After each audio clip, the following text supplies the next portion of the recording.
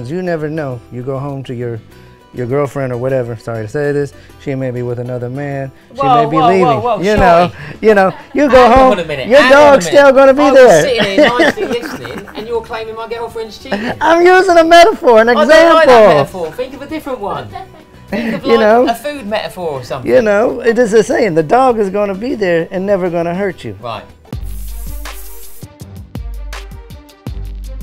I'm Oliver Trevena here at the Young Hollywood studio with the man himself, Shorty Rossi. How's it going, Oliver? How are you? I'm doing great. Thanks for coming in. Thanks for inviting me. I'm glad to be here. And Hercules. I'm glad he could make it. Yeah, he's just chilling over here. He has a busy schedule, so I'm glad he could stop in as well. Yes, he's like really enthused to be here, I guess. He's loving it. He can't. He wants to scream right now, but he can't. He can't. Go on, Hercules. Give us something. Hercules.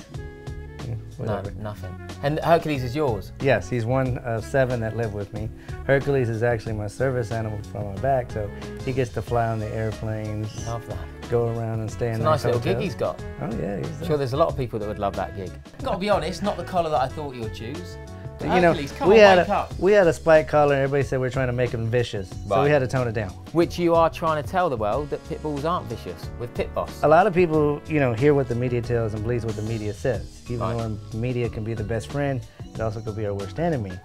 And it's all about how you train the dogs, what you do with them, and basically how you raise. Anybody can turn on you. Right. Any dog, anything. They're just unfortunately a very powerful breed. I've been having pit bulls since I've been in junior high school. I live with 7 now. I've never, I'm alive, living by myself, and I've seen things happen, but I know why they happen. Right. And a lot of the opponents of the pit bulls never owned a pit bull, had a pit bull, witnessed a pit bull do that. So it's just something of a media hype and of ignorance. Right. Shorty, your book, 4 Feet Tall and Rising. That's this number, right there. It was always something I wanted to do and tell my story. Right. I mean, with the show, people get to see Shorty as, one thing, a foul-mouthed talking talent manager that says pit bulls, but they never get to understand of why I'm the guy I am today. Right.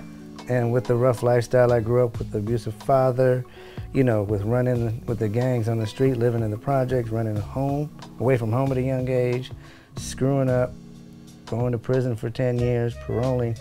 That is what made me who I am today, and I have no regrets of changing anything in my life. Right. Tell us what we can expect from the new episodes of Pit Boss then. We just had the premiere.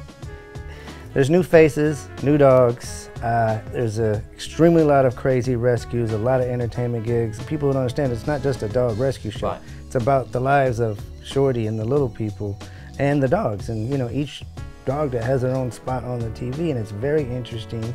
And it gets the people to change their minds of what pit bulls are because they're seeing the truth. Right. Before we had the show Pit Boss, and Hercules used to walk through the airport to go catch a plane with me, we'd deport the Red Sea.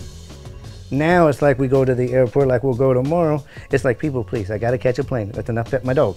Let's go, let's go. So we know we've done a change. Right. And like you get on the airplane and everyone's, can I get Hercules water? I said, after you get me a cocktail, think about me, but it's a good thing and we're changing minds and that's what we want to do. Because you never know. You go home to your girlfriend or whatever, sorry to say this, she may be with another man, she may be leaving. You go home, your dog's still going to be there. I'm sitting here nicely listening and you're claiming my girlfriend's cheating. I'm using a metaphor, an example. I don't like that metaphor, think of a different one. Think of like a food metaphor or something. It is the saying, the dog is going to be there and never going to hurt you. Right.